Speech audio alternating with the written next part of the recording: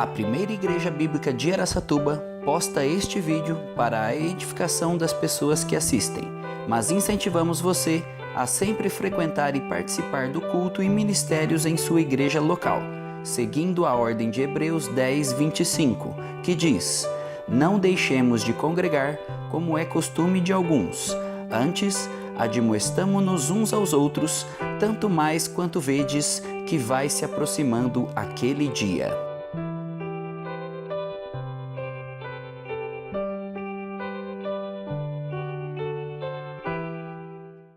O que eu gostaria de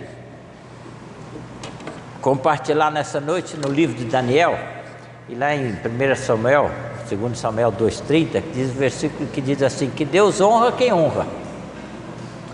Às vezes a gente acha que o fato de ser crente, de ser filho de Deus, ser privilegiado, de pertencer a uma família evangélica, de pertencer a uma igreja sadia, né? Uma igreja gostosa, cheia de gente bonita, animada, tem todos os privilégios, a gente acha que a gente não tem responsabilidade.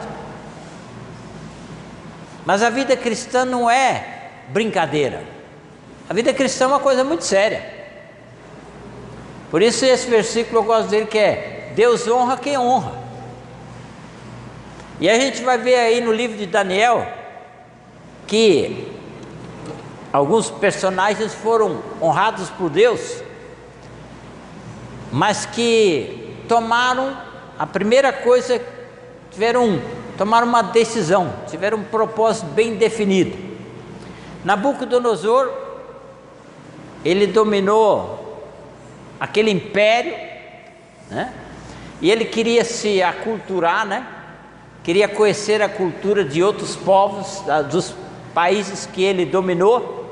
E para isso ele convocou vários jovens de boa aparência, boa saúde, que fossem inteligentes, para que o servissem, e durante aquele tempo então ele pudesse conhecer a cultura daquelas nações. E convocou também os Daniel, Sadraque, Mesaque e Abdenego, 4 judeus. Eu não sei os outros, mas eu sei que Daniel era um adolescente. Um adolescente na faixa talvez dos 15, 16, 17 anos. E eu penso que lá naquela convocação, naquele período em que foram convocados aqueles jovens, eles fizeram uma reunião. Conversaram com certeza sobre muitas coisas e devem ter decidido então o seguinte: qual vai ser o nosso propósito maior naquele império? O que é que de fato a gente pode fazer para ser diferente de tudo e de todos? Eles acabaram tomando uma decisão e decidiram, foram determinados para cumprir aquilo que era o propósito maior de honrar a Deus. Agora, se você conhece adolescente, se você tem adolescente na sua casa, adolescente tem uma característica interessante: come uma vez por dia, começa de manhã e termina de noite, né? Haja geladeira, haja comida. Os bichos são magros, mas o prato é o dia inteiro. Esses jovens aqui eram diferentes? Não. E o rei disse o seguinte: nós queremos que eles sejam alimentados do melhor que existe no meu reino. A mesma comida que eu como, eu quero que esses jovens sejam também alimentados com a mesma comida, porque eu não quero reclamação de que estão passando fome, ou que a alimentação não está sendo adequada para que eles possam manter a sua inteligência, a sua capacidade, o seu conhecimento. Só que quando chegaram no capítulo 1, vocês podem ver a partir do versículo 8, aqueles jovens determinados a honrar a Deus, a servir a Deus, a glorificar a Deus. Versículo 8 diz: resolveu Daniel firmemente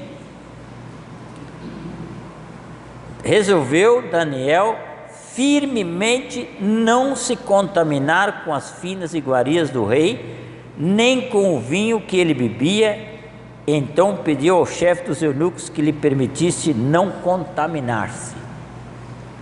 Engraçado, aquilo que era o melhor para o rei, para esses jovens era um tipo de contaminação. Não é isso que nós queremos. Esse não é o melhor para nós. Não é o nosso propósito. O nosso propósito maior é glorificar a Deus e não engordar. Às vezes a gente tem muito mais preocupação em engordar do que servir, né? E eles resolveram firmemente, foram determinados na sua decisão: nós não vamos mudar. E versículo 9 diz assim: ora, Deus concedeu a Daniel misericórdia e compreensão da parte do chefe dos eunucos. E disse o chefe dos eunucos a Daniel: tenho medo do meu senhor, o rei, que determinou a vossa comida e a vossa bebida, porque, pois, veria ele o vosso rosto mais abatido do que o dos outros jovens da vossa idade. Assim poríeis em perigo a minha cabeça para com o rei. Então disse Daniel ao cozinheiro-chefe, a quem o chefe dos eunucos havia encarregado de cuidar de Daniel, Ananias, Misael e Azarias: experimenta, peço-te, os teus servos 10 dias, e que se nos deem legumes a comer e água a beber.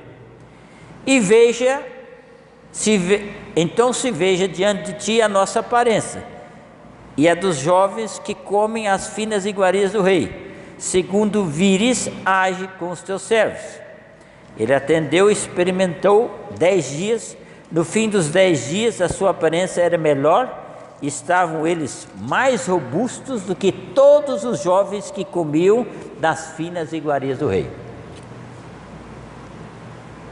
Eu acho fantástico, eu fico imaginando a cena, né? Aquelas reuniões que eles tinham lá com o eunuco, né? Com os outros jovens, com os outros, entre eles, né? E tendo uma posição bem definida, estar firmemente consciente de que aquele seria o caminho para ser diferente de tudo e de todos, fazer diferença num império, um império poderoso, um rei que tinha poder para matar quem ele quisesse e a hora que ele quisesse. Mas eles não tiveram nenhum medo de de correr o risco de confiar plenamente naquilo que Deus havia estabelecido para eles naquele império. Ora, na nossa vida a gente tem que tomar decisões, e a gente tem que tomar decisões conscientes e de uma forma definitiva, determinada, de uma forma firme. A quem de fato e de verdade você quer servir aqui nesse mundo? Jesus falou: você não pode servir a 2 senhores, você tem que escolher qual é o senhor que você quer servir, ou a Deus ou ao diabo. Nós sabemos que esse mundo é controlado por um sistema satânico. O Deus deste mundo é Satanás, o príncipe deste mundo é Satanás. A nossa luta é contra Satanás, contra os principados, contra os dominadores, contra as forças espiritual do mal nas regiões celestes. Então nós estamos diante de uma pressão muito grande. Aqui Deus estabelece normas e princípios e nos desafia a uma vida digna do Evangelho, digna do nome dele, da grandeza dele, do poder dele, do império dele, do senhorio dele.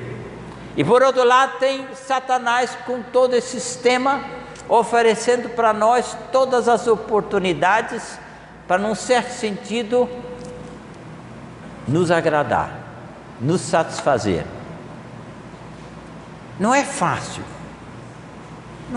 tomar decisões, mas as decisões são determinantes na nossa vida.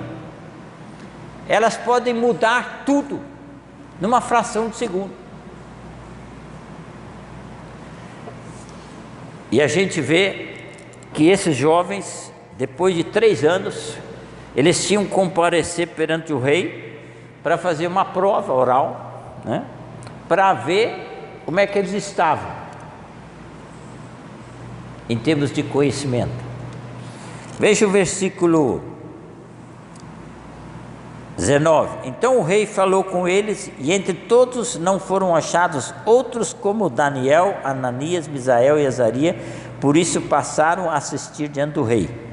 Em toda a matéria de sabedoria e de inteligência sobre que o rei lhes fez pergunta, os achou 10 vezes mais doutos do que todos os magos e encantadores que havia em todo o seu reino. Daniel continuou até o 1º ano do rei Ciro.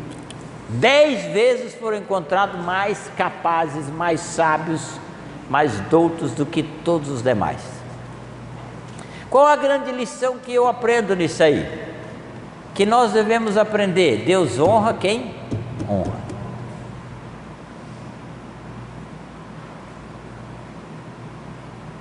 Deus honra quem está fraco.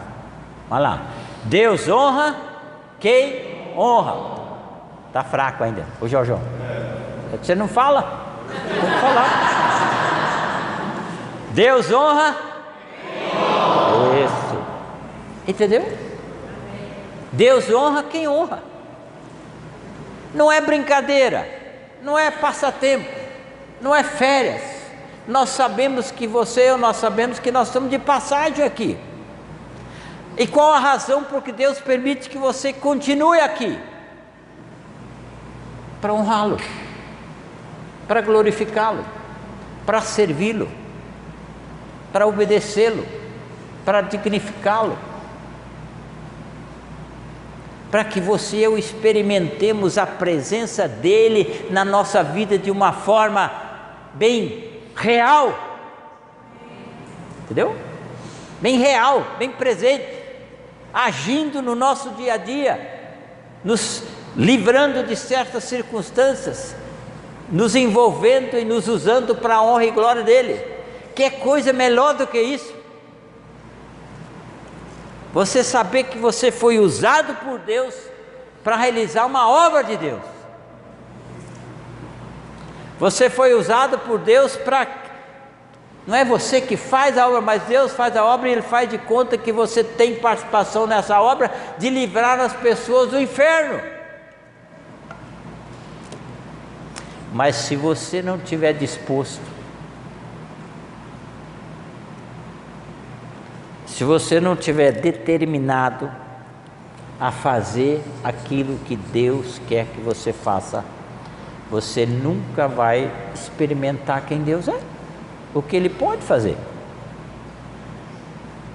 Às vezes eu fico pensando, da onde eu saí, lá do interior do Espírito Santo, não tem nem no mapa, agora já tem, antigamente não tinha, né?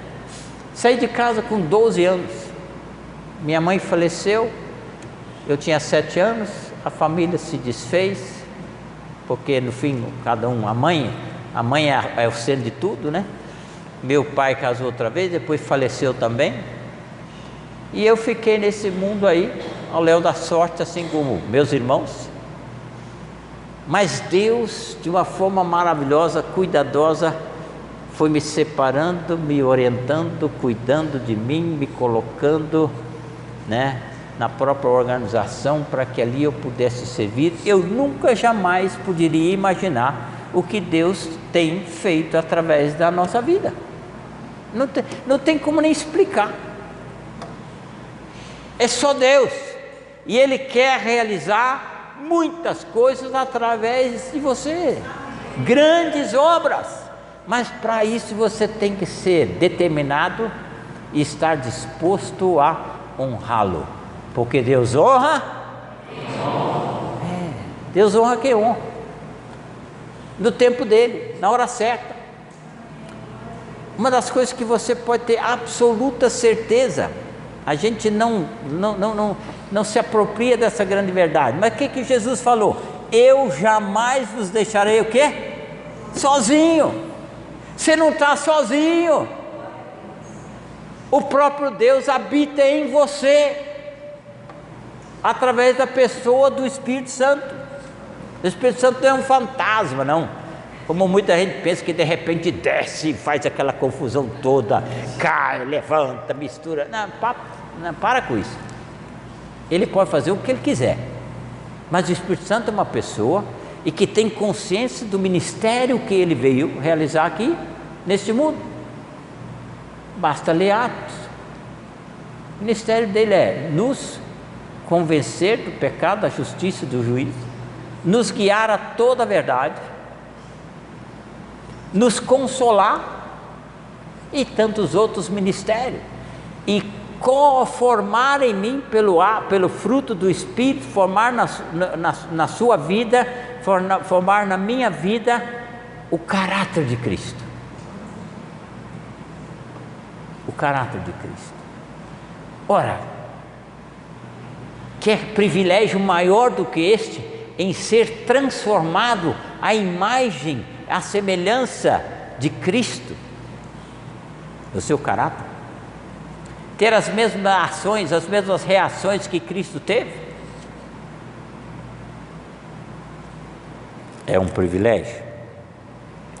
Mas o livro de Daniel continua, no capítulo 3, uma história muito interessante. Ousadia. Eu gosto dessa palavra. A pessoa tem que ser ousada. O crente tem que ser ousado, né? O pastor tem que ser ousado. Esse negócio de ficar andando de cabeça baixa, um cara de derrotado, esse não faz parte de Deus, entendeu? Não. Igual o povo lá que saiu lá do Egito, foi para o deserto. Lá a gente comia bolinho, amassava barro, carregava pedra, mas tinha água para beber. Agora estou aqui no deserto, tem monstro lá, tem gente grande lá, tem inimigo lá, colar. E agora a gente está aqui. Não é assim? Essa é a razão porque não entraram na terra prometida, exceto Josué e Caleb, por causa de murmuração.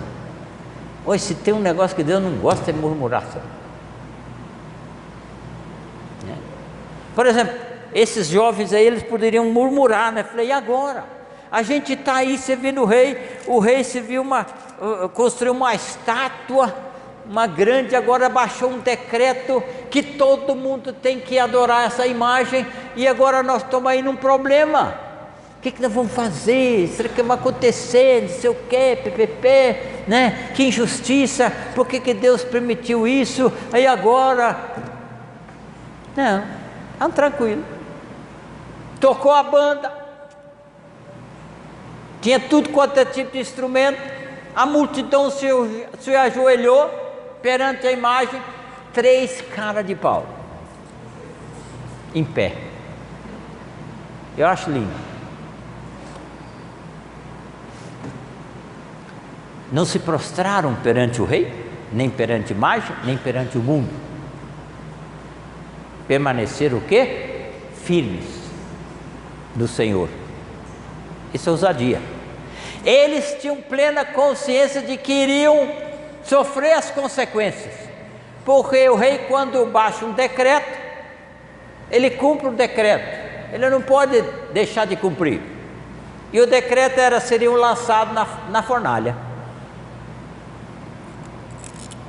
O rei, lógico, tem os caguetes, né? Os acusadores. Satanás é o nosso acusador 24 horas por dia, e ele fica acusando. E logo chegou ao ouvido do rei e falou assim: tem 3 ali que o senhor colocou, inclusive em posição de destaque no seu reino, que não se prostraram. E agora? O senhor tem que tomar uma decisão, tem que fazer cumprir a sua palavra. Mandou chamá-los e falou: olha, eu vou dar mais uma chance para vocês. Eu vou mandar a banda tocar outra vez. E quando ela tocar, vocês, por favor, se ajoelhem, porque senão vocês vão ser lançados na fornalha de fogo.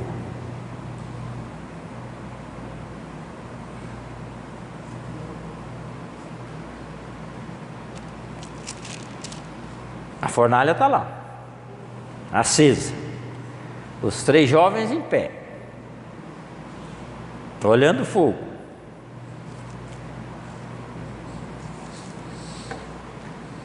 Tão frito. Agora já era. O que nós vamos fazer? Se ajoelha ou não? Pensa você no lugar desses jovens. Como você está sendo desafiado hoje. Eu ouvi, é aquele deputado lá que não merece nem ser mencionado, né? O João Ilhas, diz assim: nós temos que matar essa praga dos Bíblia. Entendeu? Os Bíblia, os crentes. Temos que acabar com eles. Existem já correntes que querem proibir o uso da Bíblia. Lá em Santa Catarina não se é permitido mais ter uma Bíblia na biblioteca pública.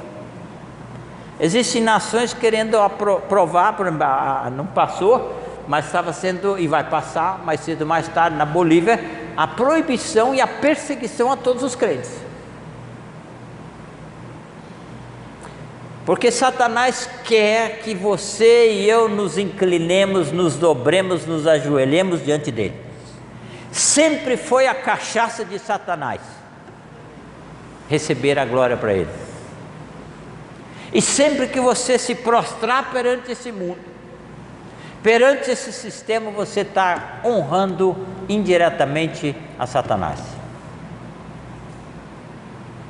Eu gosto desse texto aqui, quando eles estão lá perante o rei, e o rei faz toda aquela exposição, e eles falam assim: respondeu Sadraque, Mesaque e Abdenego ao rei: ó Nabucodonosor, quanto a isto, não necessitamos de te responder.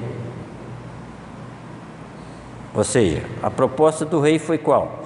Agora, pois, estáis dispostos, e quando ouvirdes o som da trombeta, do pífaro, da cítara, da harpa, do saltério, gaita, prostrai-vos e adorai a imagem que fiz. Porém, se não adorares, sereis no mesmo instante lançados na fornalha de fogo ardente. E quem é o Deus que vos poderá livrar das minhas mãos? O rei estava se achando, né? Eu sou bom, eu sou poderoso, eu tenho capacidade para fazer o que eu quiser, eu posso matar, posso fazer o que quiser. Eu acho lindo que eles falaram o seguinte: responderam Sadraque, Mesaque e Abdenego ao rei: ó Nabucodonosor, quanto a isso, não necessitamos de te responder. Se o nosso Deus, se é uma condicional, se o nosso Deus, a quem servimos, quer livrar-nos, ele nos livrará da fornalha de fogo ardente e das tuas mãos, ó rei. A ousadia. Imagina o rei sendo afrontado por esses 3 judeuzinhos, se achando alguma coisa, só porque servem a um Deus. Quem é maior do que eu? Eu sou um Deus. E muitas pessoas acham exatamente isso. Eles se acham deuses, donos da verdade, né? Acham que podem fazer, decidir o que quiserem. Mas esse jovem falou assim: olha, a gente nem vai responder, tá bom? Você desculpa aí, mas não vai perder tempo com isso não vamos explicar não. A gente só vai dizer uma coisa para o senhor: se o nosso Deus quiser nos livrar da fornalha das tuas mãos, Ele vai nos livrar. E fica bem claro, nós não vamos nos prostrar. Ponto final. Aí o rei ficou feliz da vida, né? Achou maravilhosa a decisão deles, né? E falou o quê? Acenda, aqueça 7 vezes mais, joga esses moleques lá para dentro, eu quero ver o que é que vai acontecer. Enrola no cobertor, lança esses idiotas lá dentro.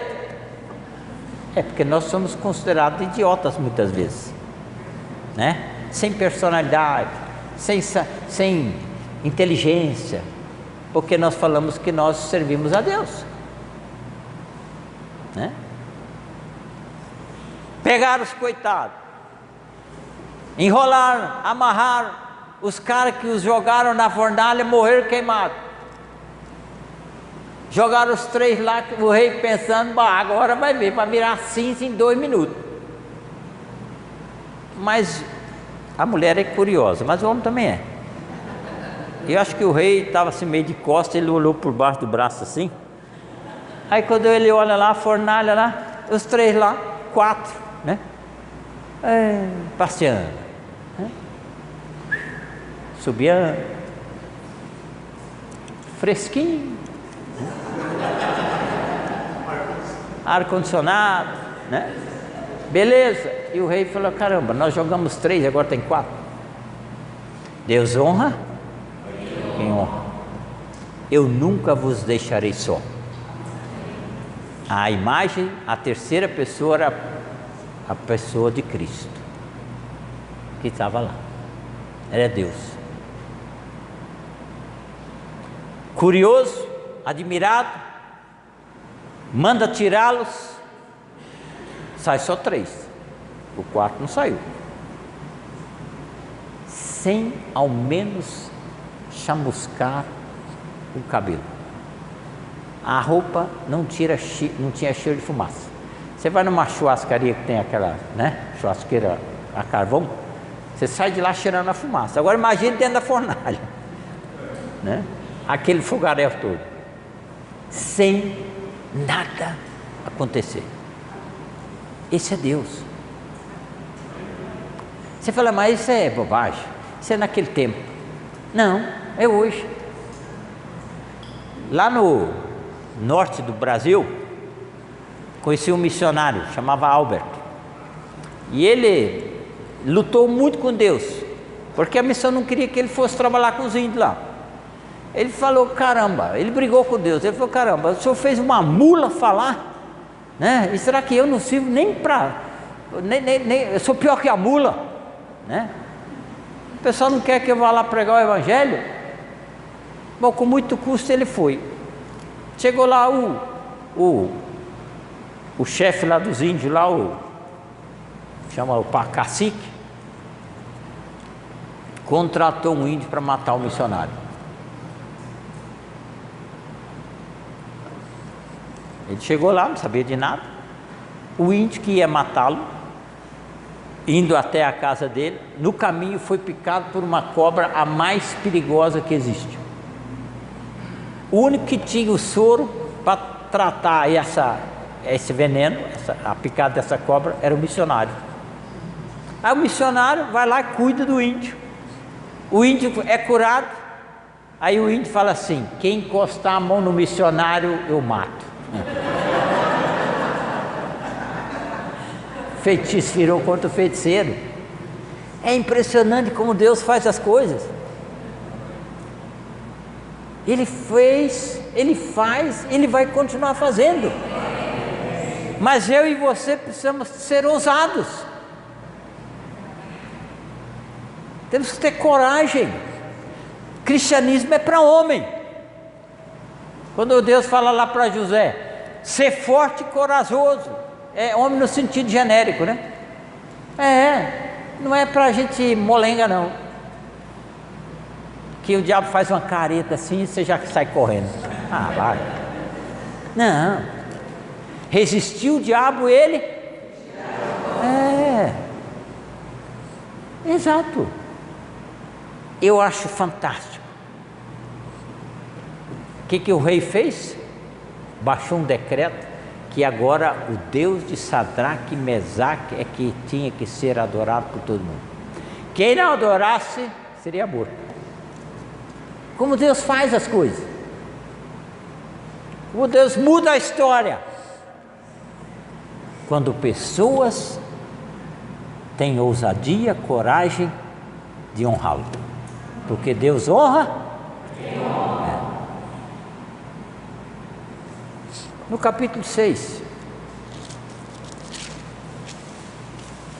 uma história interessante, muda o rei. Daniel agora aqui, lá ele tinha no início 15 anos, 16, agora ele tem mais ou menos 62 anos. A vida inteira na política. E veja o que os seus companheiros falam a respeito dele. Pareceu bem ao Dário constituir sobre o reino a 120 sátrapas que estivessem por todo o reino, e sobre eles 3 presidentes, dos quais Daniel era um, aos quais esses sátrapas dessem conta, para que o rei não sofresse dano. Então o mesmo Daniel se distinguiu desses presidentes e sátrapas, porque nele havia um espírito, um espírito excelente, e o rei pensava em estabelecê-lo sobre todo o reino. Então os presidentes e os sátrapas procuravam ocasião para acusar a Daniel a respeito do reino, mas não puderam achar nele culpa alguma, porque ele era fiel e não se achava nele nenhum erro e nenhuma culpa. Integridade. Integridade, ser íntegro. A vida inteira Daniel foi um homem íntegro diante de Deus. Os seus companheiros, obviamente que isso irrita, né? Isso dentro da política, em qualquer lugar, irrita. O cara é íntegro, não acha nada que a gente possa acusá-lo. O homem é gente fina. Nós temos que achar um meio para pegar esse cara. Aí, de uma maneira muito sutil, política tem muito disso, né? Eles falam: olha, é o seguinte, vamos inventar uma lei. Então os presidentes e sátrapas procuravam ocasião para acusar Daniel e não puderam achar nem culpa nenhuma. Disseram, pois, esses homens: nunca acharemos ocasião alguma para acusar esse Daniel, se não a procurarmos contra ele na lei de seu Deus. Tem uma brecha, o cara é fiel a Deus, então vamos criar uma lei. Ele vai desobedecer a lei, porque ele é íntegro a Deus, e vamos criar essa lei apenas por 30 dias, que qualquer um que não adorasse o Deus de Dario, né? Então esses presidentes foram juntos ao rei e lhe disseram: ó rei Dario, vive eternamente. Todos os presidentes do reino e prefeitos e conselheiros, governadores concordaram em que o rei estabeleça um decreto e faça firme o interdito, que todo homem que por espaço de 30 dias fizer petição a qualquer Deus ou a qualquer homem, e não a ti, ó rei, seja lançado na cova dos leões. Apenas 30 dias, porque eles sabiam que não precisava mais de um dia. E o rei, todo político gosta de ser paparicado, né? Gosta de aparecer, deixar sua marca. Isso é uma boa ideia. 30 dias, vamos fazer a lei. Fizeram a lei, carimbou a lei, ela é irrevogável. No dia seguinte, o que aconteceu? Foram lá na casa de Daniel. O que ele estava fazendo? Voltado para Israel, orando. 9 da manhã, meio-dia, 3 horas da tarde. Eles sabiam que Daniel não ia deixar de glorificar a Deus, honrar a Deus, ou orar ao seu Deus, buscar o seu Deus, servir o seu Deus. Eles sabiam. Aí eles vão com a maior cara de pau perante o rei. Política é meio assim, né? O senhor não sabe. Aquele cara que é o melhor que você tem, é o cara mais íntegro que tem no reino, no seu governo, é o presidente dos sátrapas, o tal de Daniel, foi orar para outro Deus. E o senhor baixou um decreto, agora deixou, né, ele tem que ser lançado na cova dos leões, porque o decreto não pode ser desrespeitado. Criou um problema até com a família, com a esposa do rei. O rei perdeu o sono, mas teve que jogar Daniel na cova dos leões, né? Porque ele havia feito um decreto. Lançou, de madrugada, passou a noite sem dormir, discutindo com a mulher. Foi lá, sem cedinho, ver o que tinha acontecido. Encontra Daniel o quê? Fazendo cafuné no leão. Belezinho, né?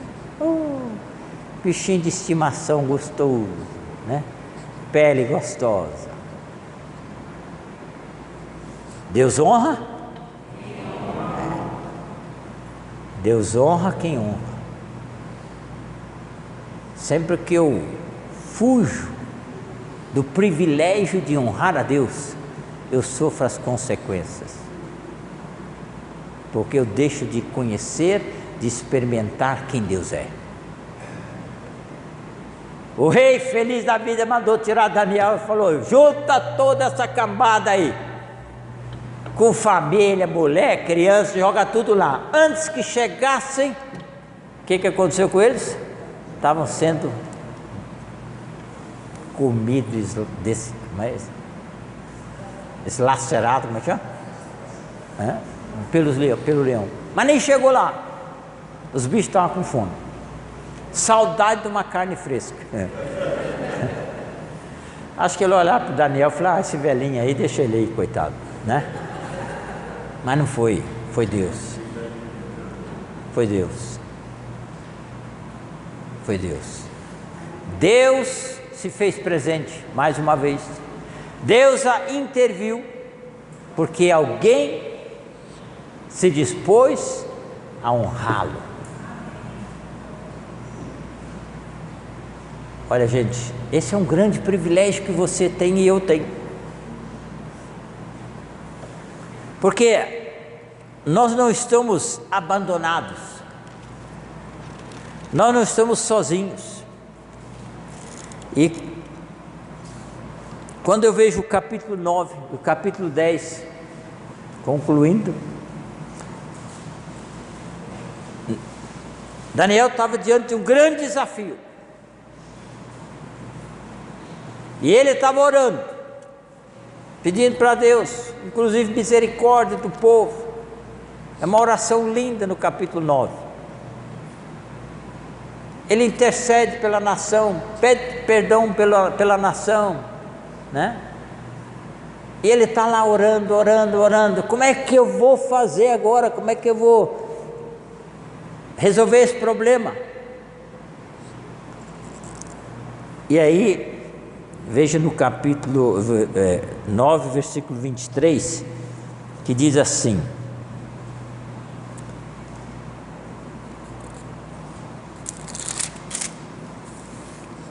no princípio das tuas súplicas saiu a ordem e eu vim, para tu declarar, porque és o quê? Muito amado. Considera, pois, a coisa e entende a visão. No princípio das tuas súplicas saiu a ordem e eu vim, porque você é muito amado. Veja o capítulo 10, versículo 11. Ele me disse: Daniel, homem muito amado, está atento às palavras que te vou dizer.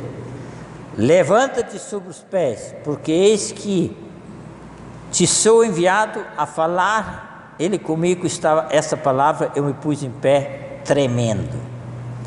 E disse, versículo 19: não temas, homem muito amado, paz seja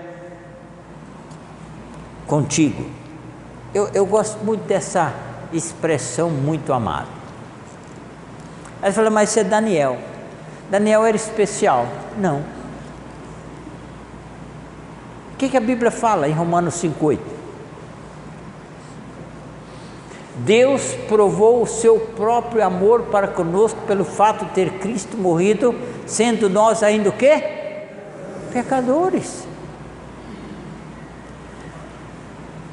1 João fala: se vocês me amam é porque eu amei vocês o quê? Primeiro.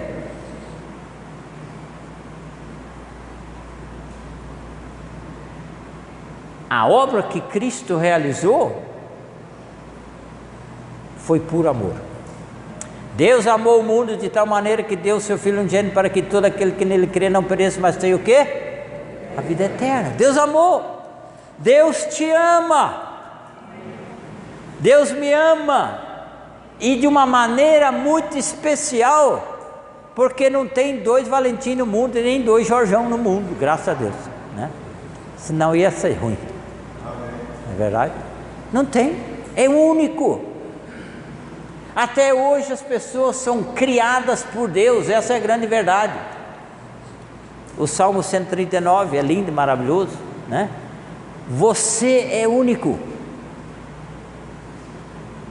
Você é especial. Você é muito amado por Deus. Muito amado. E a expectativa que Ele tem que você o ame.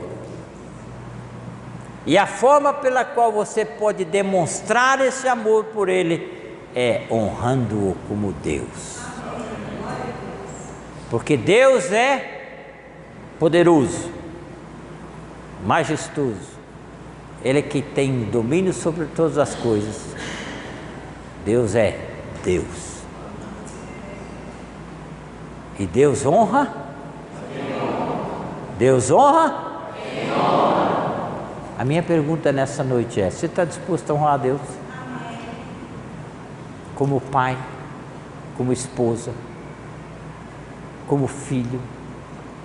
A Bíblia fala: filhos devem honrar pai e mãe. Esse é o primeiro mandamento com promessa. Para que te vá bem e sejas de longa vida sobre a terra. A Bíblia fala que o marido, a esposa devem honrar o matrimônio. Isso é dar grande peso, grande valor, grande estima. Então eu tenho que amar a Deus de todo o meu coração, de todo o entendimento, de toda a minha alma, e estar disposto a pagar qualquer preço, seja ela cova dos leões ou fornalha.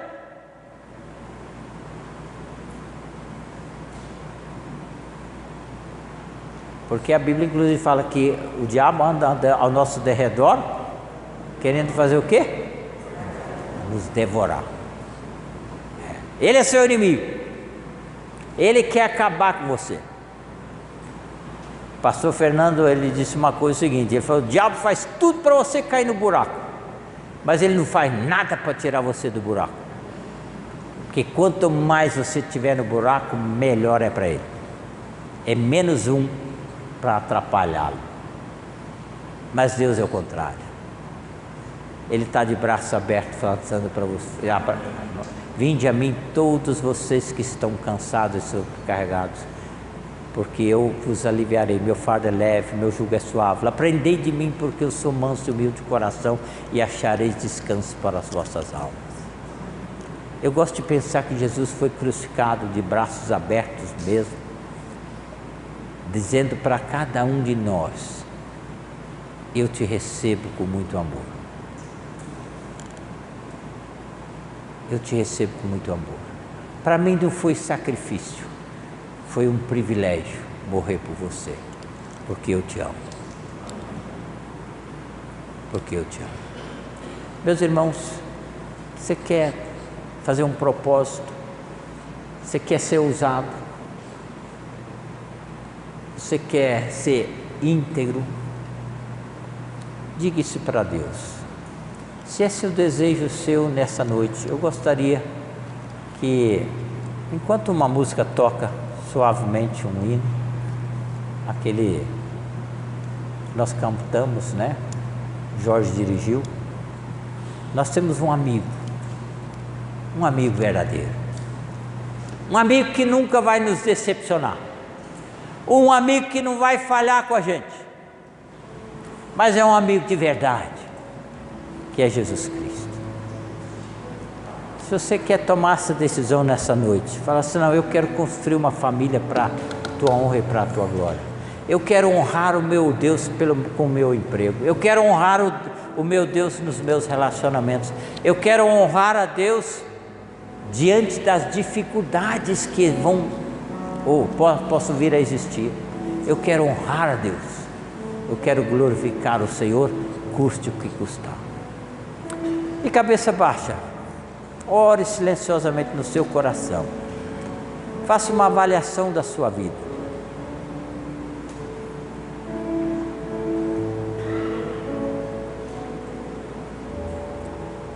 Como dissemos, Deus honra quem honra.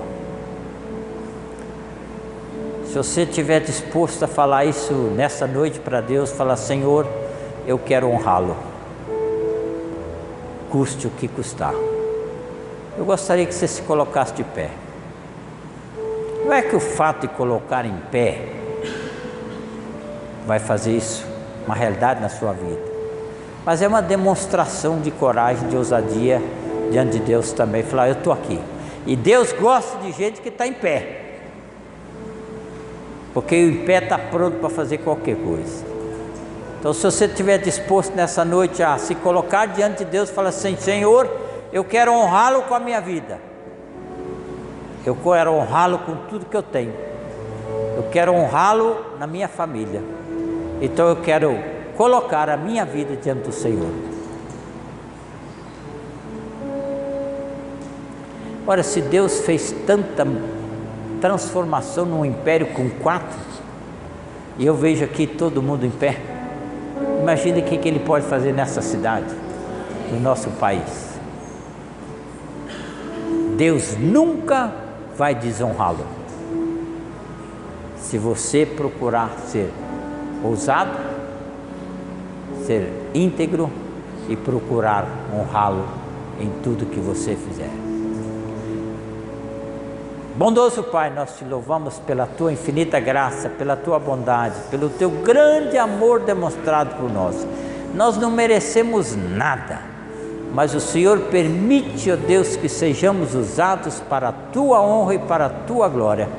E queremos que a graça de Cristo, a beleza de Cristo, o bom perfume de Cristo, o caráter de Cristo transpareça através de cada um de nós, ó Deus, para que o mundo possa ver em cada um de nós a tua grande obra, ó Deus, que o Senhor quer realizar através de cada um de nós.